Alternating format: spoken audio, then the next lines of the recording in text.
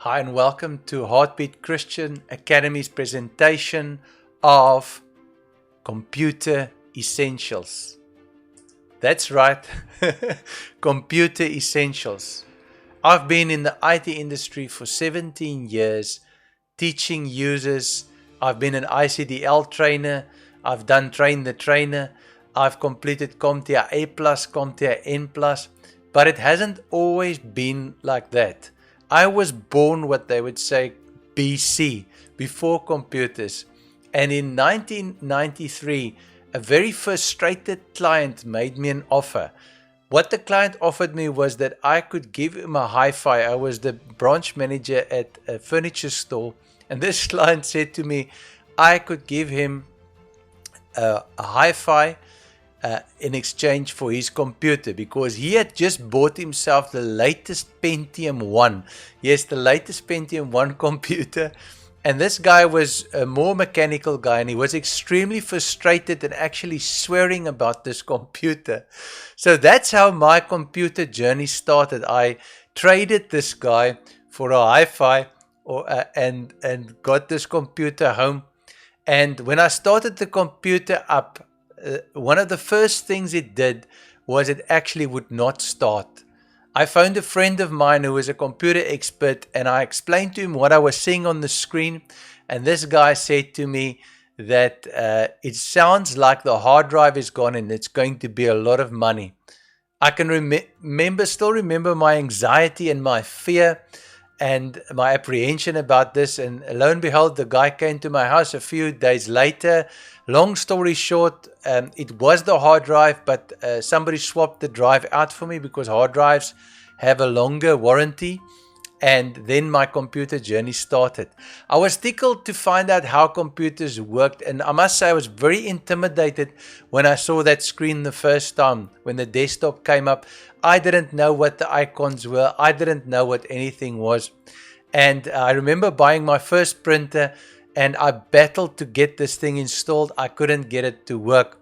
I was so frustrated, and then I started playing around with old computer spares. While I was still a branch manager, and even while I was still a regional manager, I started playing around with computer spares. I bought a lot of old 486 computers and 386 computers and Pentium 1s and at some stage Pentium 2s. And I ended up playing around with them, rebuilding them, repairing them, finding out how they function, opening up. Eventually, my sister-in-law said to me, let's start a business called RT Solutions. And I said, whatever. I didn't think that I would end up in the computer industry because I didn't know computers. I was BC, born before computers. We didn't have really computers in school. I missed that era, so it was very intimidating. Why am I telling you this story? Yes, because it's not impossible to learn. And the main thing with us is we fear what we don't understand.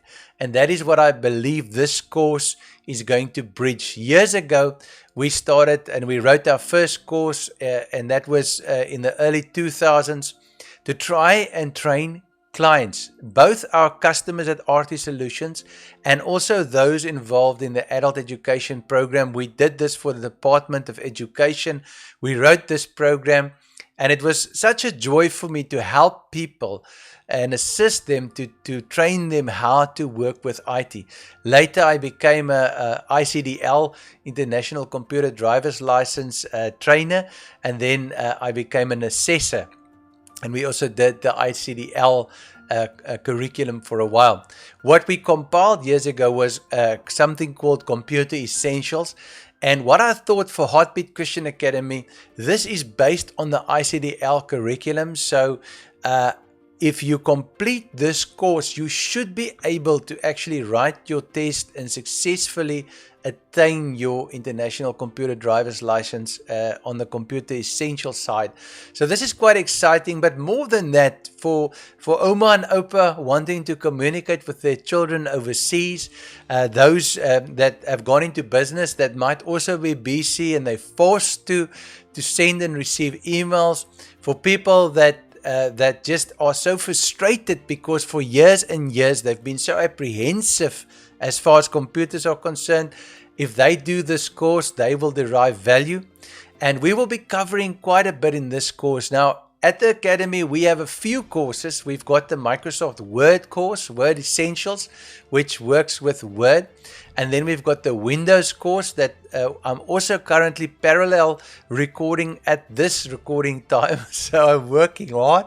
And then the Computer Essentials. In my opinion, the Computer Essentials should be the first course that any user does, because it really takes you up from the basics. And we're going to get into the basics. Let's have a look at what we're going to be covering. Just to show you, we've got section 1, section 2, section 3, section 4, 5, 6, 7 to 8. And in section 1, we'll be covering general concepts. And if you go to the manual, just let me show you the manual, the Computer Essentials manual. It says the aim is to provide an understanding of the fundamental concepts of information technology. And then we've got some objectives on the screen there that you can read through. Just as you get the course notes, you can read through that, or you might have the course notes online. You can read through those objectives. I'm not going to go through them. Parrot, I'll rather spend time explaining to you. We've got a literacy matrix at the back of the manual, and we are working to actually compile that so it works online, where we have 1 to 3 classifications. 1 is you have no knowledge of the subject.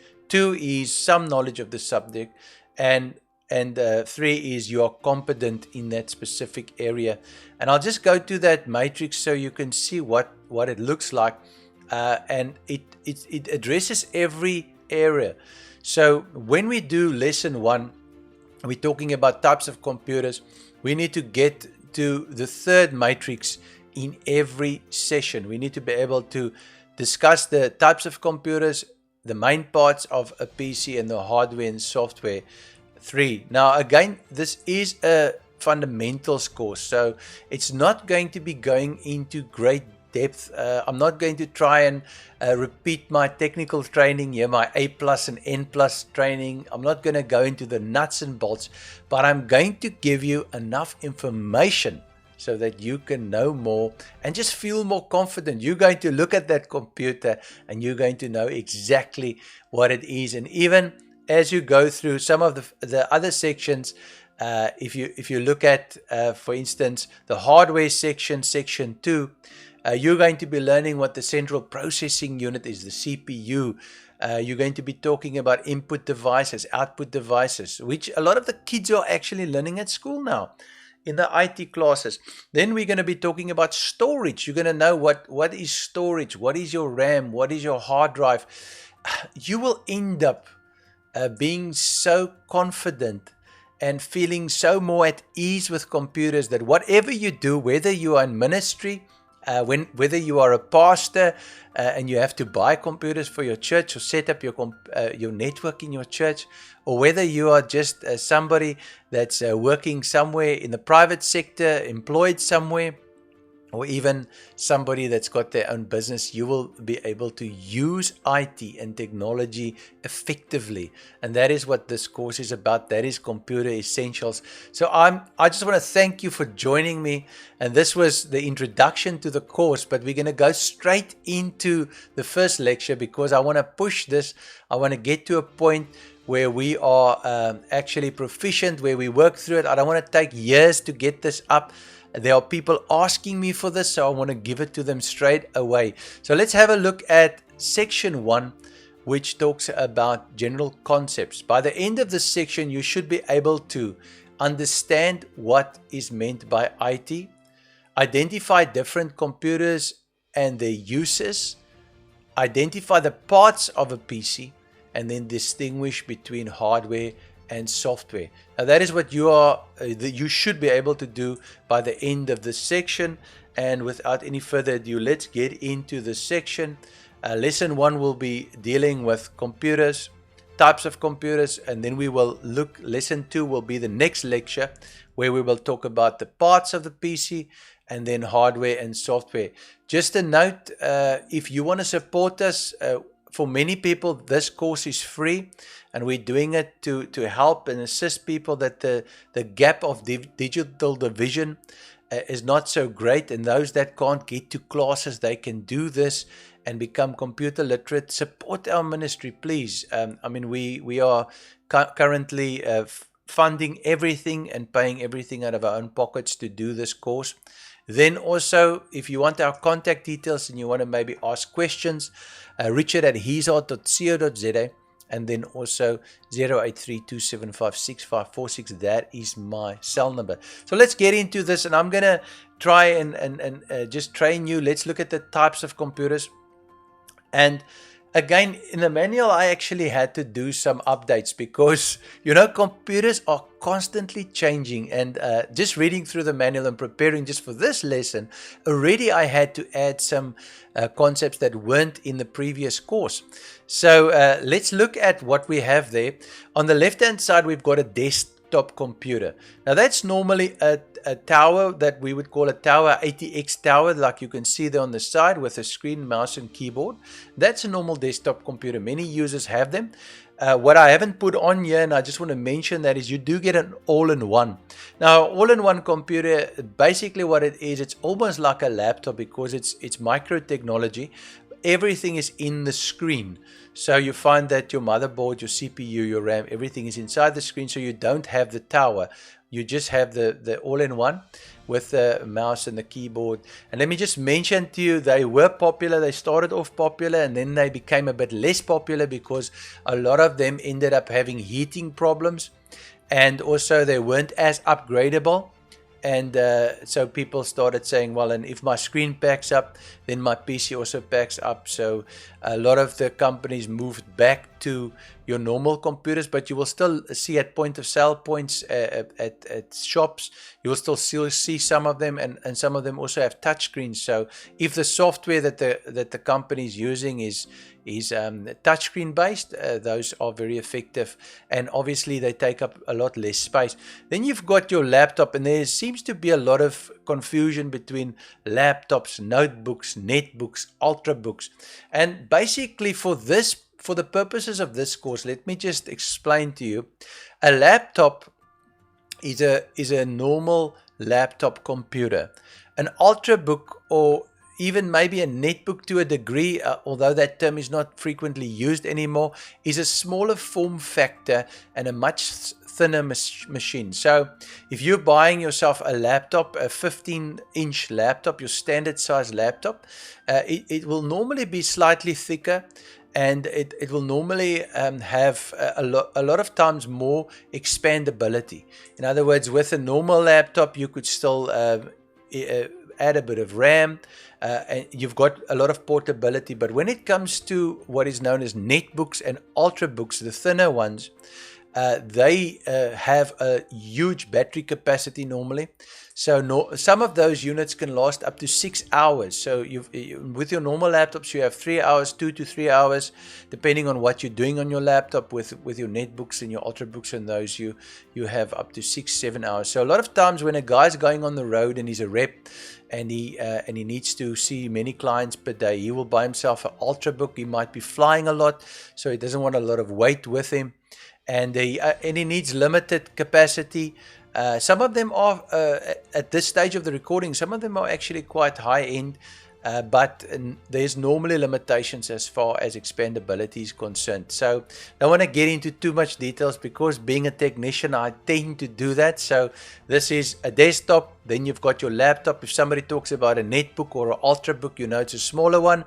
A term not often used is the term hybrid, which is actually probably the technical term for a laptop that comes apart. So here you've got what Asus made, what they call the transformer. This could transform into a tablet. So the unit could totally take apart. So the keyboard and the screen splits, and then also with the latest version of Windows 10. There's a tablet mode, so then it actually becomes a tablet. The advantages of this type of technology is that you still have a keyboard. So if you are using this unit to do emails, and stuff like that. You can still type and use all the functionality that you would have with a laptop or a netbook. And then when you go sit on your couch and you want to sit and browse the internet, you take the unit apart and you use it as you would a tablet. Also, if you may be going to church, you're loading your Bible on there, or some apps on there, or you're using documents, and you're taking some notes, you can use the tablet version of it. And then at home, when you're doing some emails and that, you can also reassemble it. Not a lot of these units currently at the recording available on the market. They were semi-popular, but not that popular, because people started saving a lot of photos and saving a lot of videos, and mail files became pretty huge, storage became huge, and we found that people wanted actually full-fledged laptops to do the work that they're supposed to do. And then what the ICDL curriculum talks about is a PDA. Excuse me for that. A PDA is a personal digital assistant, but they've been pretty much replaced with smartphones and tablets. As you know, at the recording of this, currently we are already where a smartphone now has more capacity than the first computer that assisted to land Apollo on the moon.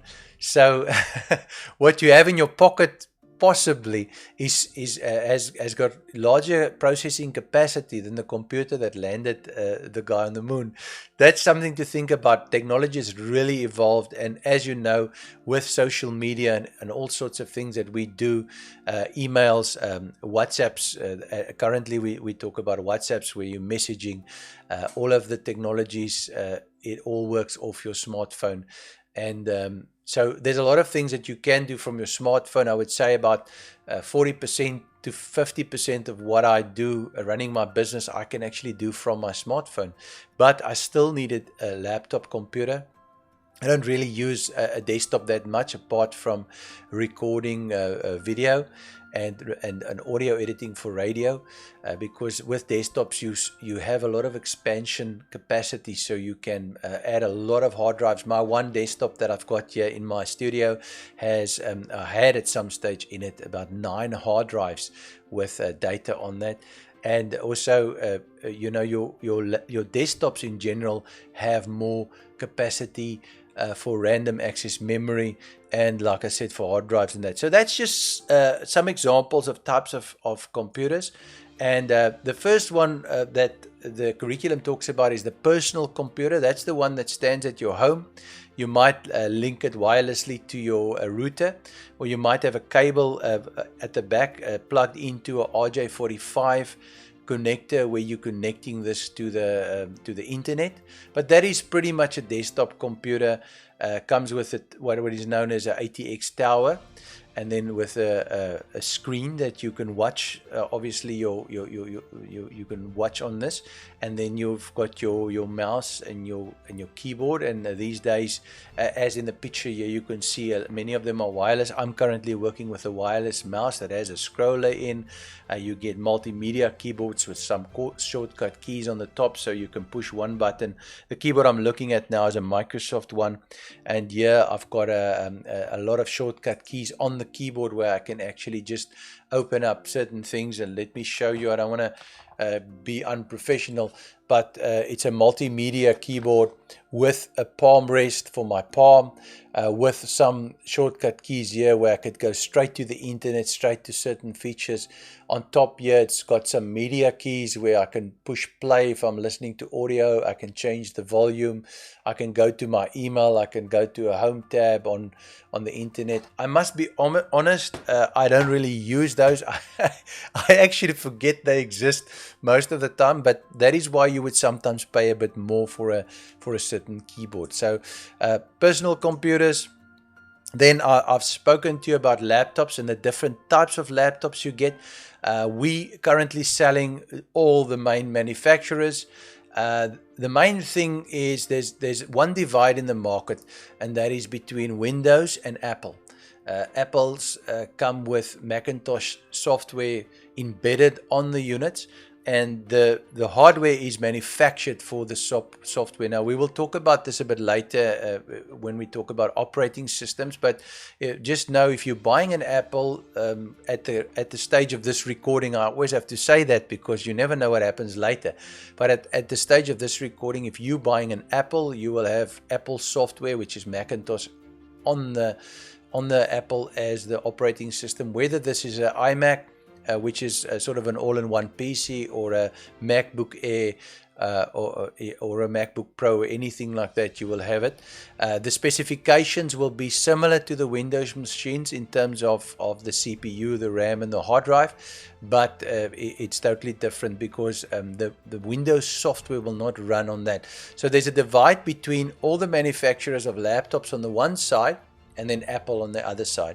So you've got it on the manufacturer side, where we buy our laptops. We buy from Dell, we buy from HP, we buy from Acer, we buy from Lenovo, which is the old IBM brand, and then also Mercer and Packard Bell. There are so many brands. So what I've found selling them for 17 years at the stage of this recording is, they are pretty similar with minor differences, and the user or the customer needs to decide what they want when they're buying a laptop.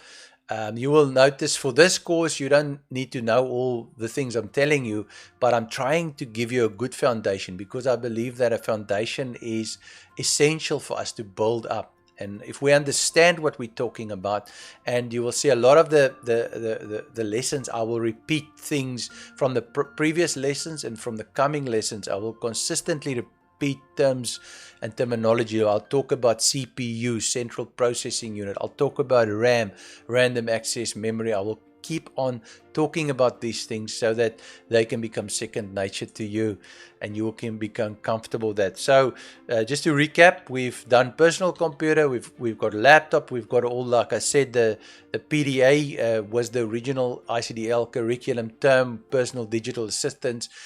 I'm sure they're still around. I must be honest, I haven't sold one in 10 years or 5 years, maybe 5-6 years. They used to be popular, but with smartphones replacing PDAs, I mean, smartphones can do everything now with regards to what PDAs used to do. People used to get PDAs to schedule appointments and get reminders and stuff like that. I mean, all of that works through your smartphone right now. Store documents. I mean, now currently what I'm using is Google Docs. I'm using the Google Docs app. I've got a Gmail account, and I link that to my smartphone. I log in via that, and I downloaded Google Docs, and I can do documents on my smartphone. And when I've got my cloud storage, and we will talk about those terms as we go along, but when I look at Google Drive is cloud storage. It's storage on Google server.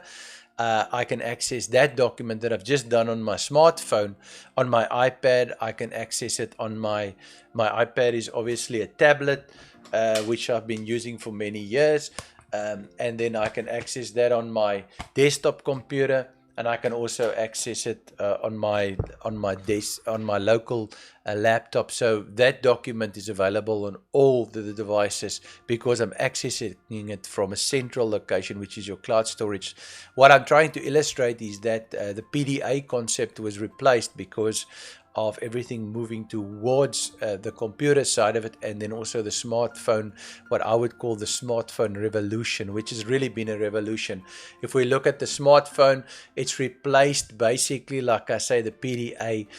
To a great degree, it's replaced our cameras. Very few people still buy cameras because we can have all our photos taken, and whether you are using your Apple phone, which I have here, or you are using an Android phone, which I also have one of here, which runs the Android operating system, and we'll probably talk about some of those concepts. You can do literally everything on all of those phones. So it's really been replaced. So that is, but you need to just know that PDA tablets and smartphones and exist, and then also maybe I've put the hybrids under there because a lot of times the hybrids are more of a tablet than they are actually of a a desktop or a laptop. And then you need to talk about computer networks. Now, computers that are networked in a business, when you walk into a business, you'll see a lot of computers standing. They can be networked by cable, or they can be networked wirelessly to a router or an access point of such, where these all on the same network, they can share resources. So to give you an idea, in the banks you will see this, in the shops you will see this. These computers are networked with each other for a purpose. The photo on the left here is more a sort of training center environment, but where it's also networked. And in the middle you will see here, we've just put out the internet. So all these computers will go out via a router on the internet, and then also they in this particular illustration, they've got a printer which they all share, so everybody can print to the same printer. And then they've also got a server there in the middle, a server computer. And so these are in technical terms, and you don't need to know this, but what we would call network nodes. They are the users on the network, and they will be on the network to share files with each other, to print and to just coincide on the local network. Sometimes they will use one application, like we use at our business. We use IQ Accounting, which is a point of sale and an integrated accounting application, like you would get Pastel, QuickBooks, many of those. And we work off the server. So the application is actually installed on a server, and we are the network nodes or the network users that work off the server. When I take my laptop home, I can't, just as a matter of point, I can't work on that application anymore, because I've disconnected from that local network. And the server is no longer findable, so I can't run that application on my PC. The reason I'm saying that is because the next level of computers we are talking about is servers. So for this particular computer essentials course, and possibly also for the ICDL, although I haven't looked at this year's ICDL curriculum, you will need to know the difference between just your basic personal computer that's a standalone at home, a laptop computer which is portable with a battery that you can work off-site with, your PDAs, tablets or smartphones, and then your network computers. You will need to understand that obviously the personal computer is basically a network computer when it gets into the network environment and it's cabled or wirelessly connected to the other computers for a specific reason. Then you look at what ICDL used to call mainframe or server computers.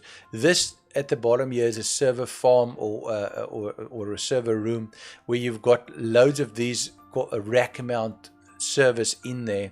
A lot of your internet service providers and those hosting virtual private servers have these server farms, and your bigger corporations that have 800 to 900 branches might have a server, maybe not this size, but might have a server room where all the branches connect via some form of VPN, virtual private network, to their service. So that's just nice to know that these computers, when you use the term server, it actually makes sense, because these computers actually serve others.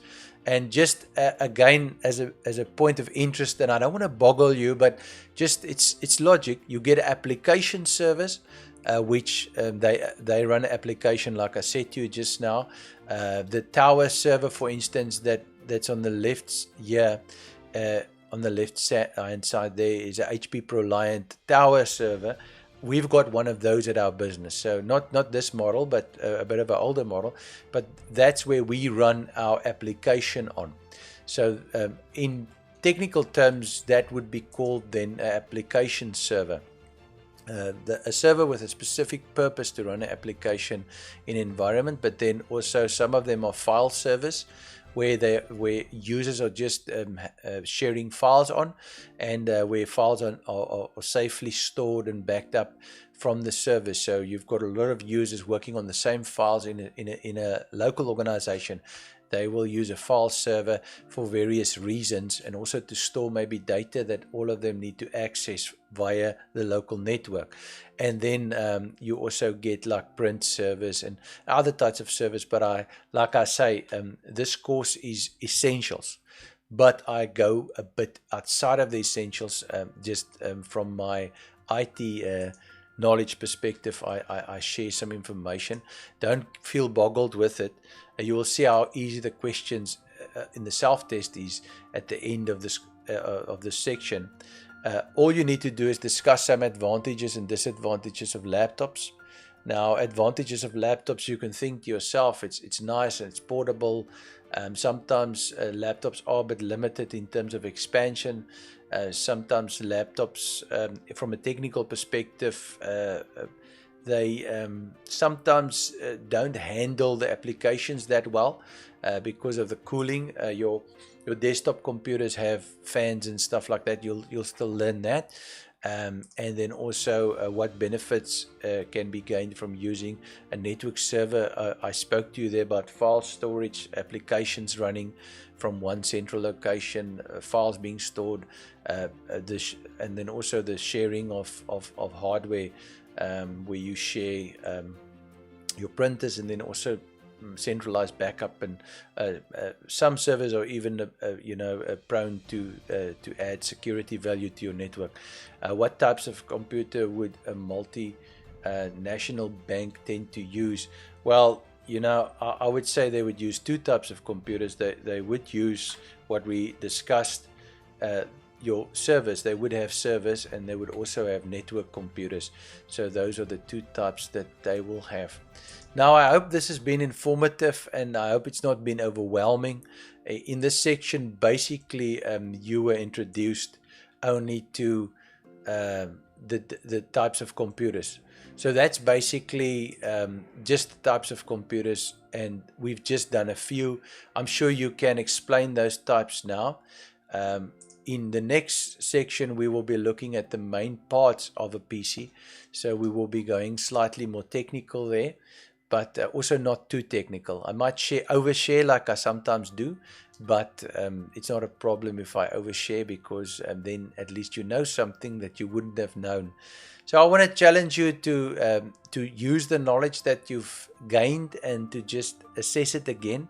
If you have the notes or you're doing the course online, go through the notes. And also, if you are doing the online assessment, and that's available on the LMS, then do the online assessment before you move on to the next section. But by far, you need to cover the matrix in the sense where you are reaching the minimum outcomes for this section. Well, like I said, the next course will be the main parts of the PC. I trust this has been a blessing to you, and I will see you in lesson 2, main parts of the PC. God bless.